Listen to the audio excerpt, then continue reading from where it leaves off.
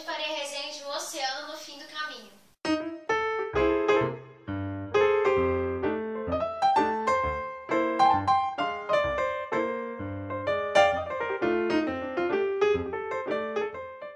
Neil Gaiman nasceu em 10 de novembro de 1960, então atualmente ele tem 53 anos.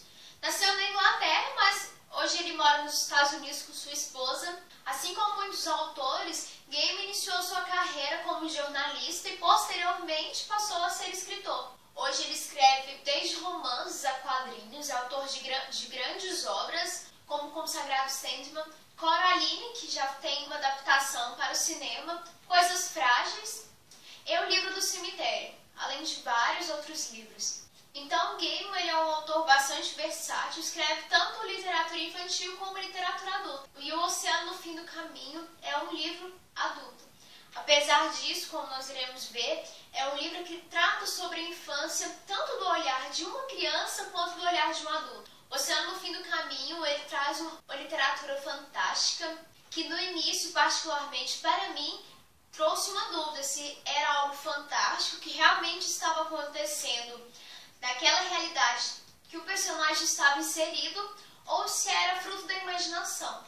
Pois o nosso protagonista, durante o enredo, ele relembra fatos de sua infância quando ele tinha 7, 8 anos. Então, as crianças que já são conhecidas por ter uma mente fértil, uma imaginação fértil, têm essa imaginação aumentada pelo fato do nosso protagonista, quando criança, era um grande leitor, inclusive das Crônicas de Nárnia. Faz também que durante a nossa leitura nós lembrarmos dos livros que nós lemos durante a nossa infância. A história ela se passa no interior da Inglaterra, quando o nosso protagonista fugindo de um velório, que acreditamos seja alguém bastante próximo de sua família, mas não é deixado claro qual membro da sua família. Então ele fugindo dessa situação de conflito, ele resolve ir para a casa que ele morou quando criança.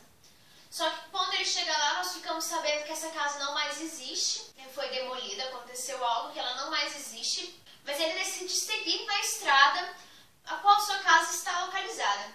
E no final dessa estrada, no final deste caminho, fica uma fazenda. No final deste caminho, fica uma fazenda que ele se lembrou que ele havia passado parte de sua infância lá, ao qual ele tinha uma amiga que morava lá, mas que ele lembrou-se que estava supostamente na Austrália. Essa menina havia se mudado para a Austrália, e quando ele chega lá, ele se encontra com uma senhora e ao conversar com ela, ele vai lembrando de fatos de sua infância, quando a nossa história realmente se inicia e começa a ganhar vida realmente. E ao lembrar desses fatos, como eu disse, nós somos inseridos gradativamente nesse mundo fantástico. E apesar de no início existir essa dúvida de que o que nós estamos lendo é real ou não, essa dúvida ela desaparece de uma forma bastante sutil, que de repente você se vê mergulhado nos sentimentos do nosso protagonista. Você passa a sentir medo junto com ele, as suas alegrias próprias de uma criança, pois o autor deixa isso bastante claro. Os adultos geralmente eles tendem a supervalorizar certas coisas bastante banais que realmente não são essenciais para a vida humana, quando as crianças não, elas valorizam aspectos bastante do cotidiano, aspectos corriqueiros. E é engraçado, é satisfatório quando nós percebemos a alegria do nosso protagonista ao comer a comida dessas mulheres da fazenda. Ele sempre fala que ele nunca havia comido nada tão bom, que ele sente uma alegria única. E isso relaciona bastante com Peter Pan. O James Barrie, ele tende a valorizar esses aspectos da infância, ele tende a mostrar o que é importante para a criança e o que é importante para o adulto e mostrar essa diferença tão grande e as consequências disso. E o Neil Gaiman também faz isso em seu livro. Essas mulheres que moram na fazenda, uma criança um pouco mais velha do que o nosso protagonista, a sua mãe e a sua avó. Elas são uma espécie de seres mágicos, não nos é dito o que elas realmente são, mas é deixado bem claro que elas não são bruxas e elas vivem em uma realidade paralela à nossa. Apesar de ter esse contato com elas, nós percebemos que elas são de outra realidade, mas que vivem no nosso mundo. Então nos é dito que existe uma realidade paralela à nossa, com suas leis, com a sua organização, com seus seres, são indivíduos totalmente diferentes de nós, uma realidade em que existem monstros, que existem seres mágicos, né, com poderes, assim como essas mulheres que nós percebemos que existe essa magia. E um dos aspectos dessa realidade nos faz lembrar de Harry Potter logo da nossa infância, quando essa menina ela diz ao protagonista que caçar mandrágoras é um pouco ruim, é desconfortável, pois elas gritam, então você necessita de um protetor de ouvido. Então quem já leu Harry Potter logo se lembra da primeira aula de herbologia do Harry, quando eles aprendem a manejar mandrágoras, e eles estão usando mandrágoras ainda bebês. Então quando elas são retiradas do vaso, elas gritam e faz necessário que todos usem esse protetor de ouvido. Então diretamente eu me lembrei disso, que fez com que o livro tivesse um gostinho a mais de infância. Então, como havia dito, a fazenda no qual se passa uma boa parte da história, ela fica no final da estrada. Então, por isso, no fim do caminho. E esta fazenda possui um oceano, que na verdade se parece um lago. Como vocês poderão ler na história, há um certo conflito no início da história. Então, por isso o título da história, que é um título maravilhoso.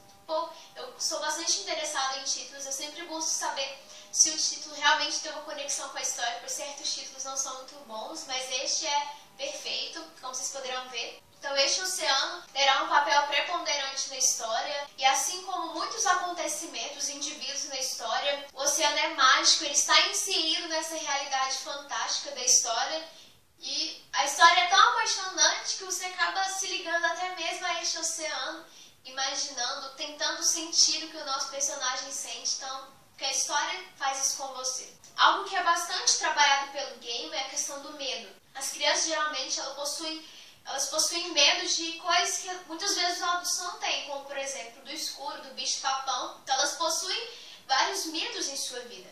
E um desses mitos é a questão de que os adultos não sentem medo. E isso é bastante legal, o autor nos mostra que não existem adultos. Que todo adulto é apenas uma carcaça, uma casca de um ser aparentemente mais velho, mais adulto, mas que por dentro todos somos crianças, todos possuímos medos, incertezas, o que é totalmente verdade. Pois geralmente nós acabamos perdendo alguns medos da infância, como por exemplo do escuro, do bicho-papão, só que esses medos na verdade são transformados. Se quando criança, por exemplo, nosso medo era do que tinha debaixo da cama, hoje talvez é o medo do fracasso financeiro, do fracasso na vida profissional. Então, a vida humana, ela é impregnada de medo. O medo faz parte da nossa essência.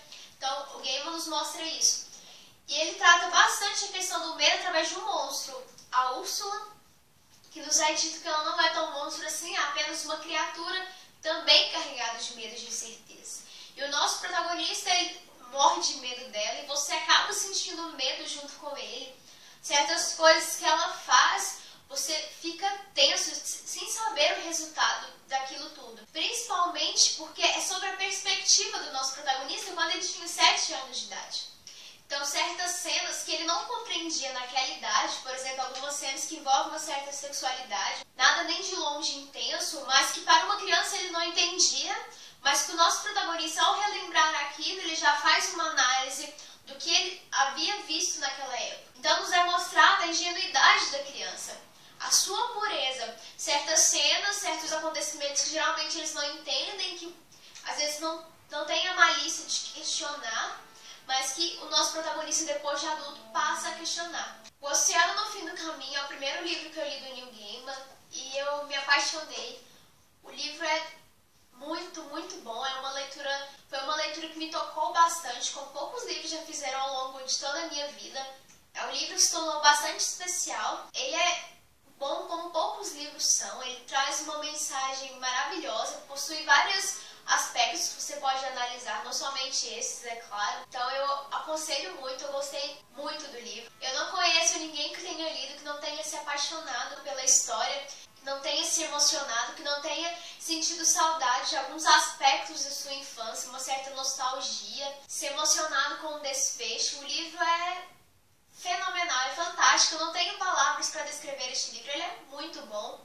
Acho que qualquer elogio seria pouco, eu gostei muito, muito mesmo. Com certeza eu dou 5 estrelas para o Oceano do Fim do Caminho. Ele é um dos livros da minha meta para o primeiro semestre de 2014. Se você ainda não conhece, vou deixar o link na descrição. E já tem também o vídeo para as metas do segundo semestre de 2014. Eu e o Jeff decidimos fazer 2 metas ao longo deste ano. Então é mais um livro concluído da minha primeira meta, porque faz um tempo que eu li, mas eu demorei bastante para fazer a resenha. Como vocês podem ver, o livro é muito bonito. Ele é da editora Intrínseca, então, assim como os outros livros da editora, esse é bastante caprichado. Então a capa é muito bonita. Nós temos, né, um emaranhado de água que representa o oceano, que tem papel fundamental na história, e temos uma mulher. Mas a capa de trás, ela é muito legal, talvez até melhor do que a capa da frente, a contracapa. Nós temos uma criança aqui numa casa, que é uma cena preponderante na história, como vocês poderão ver se chegarem a ler o livro.